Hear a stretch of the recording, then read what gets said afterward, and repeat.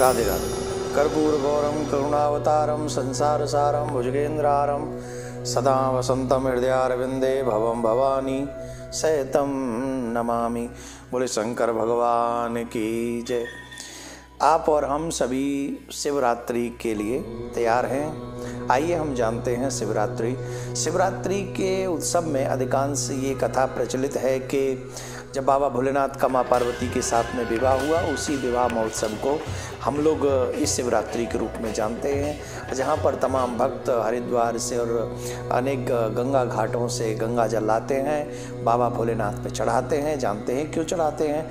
क्योंकि जल, ऊपर से गंगा जल भगवान शिव को बहुत प्रिय है, इसलिए गंगा जल चढ़ाते हैं। और शिवरात्रि हम लोग बड़े उत्सव से मनाते हैं। पूरे भारत में सच्चे जो सनातनी हैं वो सभी के घरों में शिवरात्रि मनाई जाती है।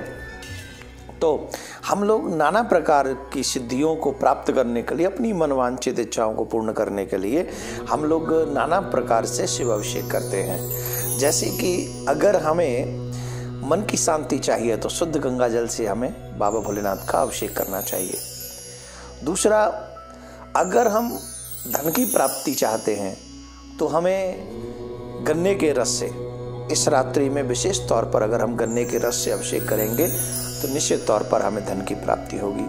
कई लोगों को संतान की प्राप्ति चाहिए, जो चाहते हैं कि संतान प्राप्त हो, उनको इस शिवरात्रि में स्पेशली चारों पहरों में अगर संभव हो सके तो हमें घी से बाबा भोलेनाथ का अभिषेक करना चाहिए, घृत से।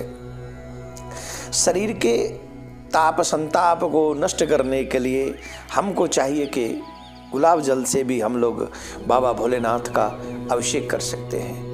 ऐसे ही नाना प्रकार से शत्रुओं के दमन का अलग विषय है, ये सब है। तो नाना प्रकार से आप शिव जी के अभिषेक, मैं उन लोगों को भी कहना चाहूँगा, शिव जी के अभिषेक करने पर, चाहे वो पंचामृत से अभिषेक करें, दूध से अभिषेक करें, दूध से अभिषेक करने पर सभी इच्छाओं को पूर्णतः हम लोग प्राप्त कर सकते हैं। दुग्ध से जो भी बाबा भोलेनाथ का अभिषेक करते हैं। और अब से नहीं, पुराणों में बहुत पहले से शिव जी के इस अभिषेक की चर्चा है। एक शिव पुराण में ऐसी कथा आती है, अनजाने में एक निषाद शिकारी ने शिव जी की रात पूजा कर ली, उसको इतना बड़ा फल मिला, उसे एकदम से बहुत कुछ धन संपत्ति यश वैभव प्राप्त हुआ। अनजाने में ही उसने, शिकारी था, शिकार करके गृहस्थ का पालन पोषण किया करता था। उस दिन उसे, शिवरात्रि वाले दिन उसे कुछ मिला ही नहीं, और जब कुछ मिला नहीं तो रात्रि भर, वो दिन भर तो भूखा रहा, तो व्रत हो गया। अनजाने में व्रत हुआ, जानबूझ के नहीं, अनजाने में व्रत हो गया उसका। फिर वो रात्रि में बैठ गया, कोई शिकारी आया कि तालाब के नीचे, तालाब के पास में एक वृक्ष था, वो भी बेल पत्र का वृक्ष था, उस पे जाके चढ़ के बैठ गया। नीचे शिवलिंग था, है ना, उस पे बैठ गया कि कोई रात्रि में जल पीने कोई जीव जंतु आएगा, उसका मैं वध करूंगा, ले जाऊंगा। इस तरीके से अनजाने में 3 बार वहां पर मृग आए, 3 बार धनुष उठाया उसने, और जब धनुष उठाता तो कुछ बेलपत्र और कुछ जल उसके हाथ से गिरता, शिव जी का अभिषेक होता। अनजाने में ही उसने शिवरात्रि का व्रत किया और चारों पहरों की पूजा हो गई, उसे अभिषेक हो गया, बेलपत्र चढ़ा दिए गए। फिर अंततोगत्वा उसका हृदय शुद्ध हुआ और बाबा भोलेनाथ ने उन्हें बहुत कुछ वरदान दिया। और कहते हैं, यहाँ तक भी आती है कि वही शिकारी ऐसा निषाद बना जिनकी राम से मित्रता हुई, उन्होंने राज्य की प्राप्ति हुई।